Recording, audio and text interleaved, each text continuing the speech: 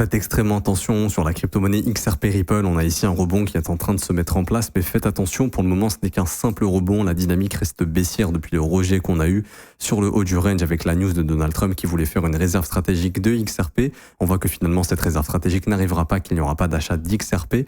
Non, également, il n'y aura pas d'achat de Bitcoin également. Donc, il est très peu probable d'avoir des achats d'XRP.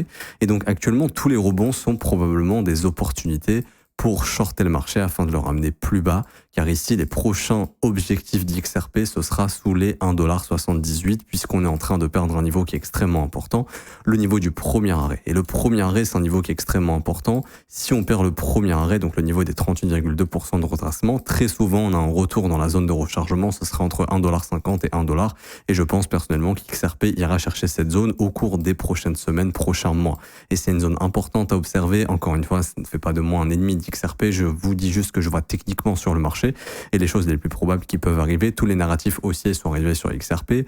La SEC, évidemment, c'est déjà pricé, à mon avis, depuis qu'on a un gouvernement qui est pro-crypto. On sait très bien que la SEC va probablement abandonner les charges contre XRP et que XRP pourra faire sa vie tranquillement.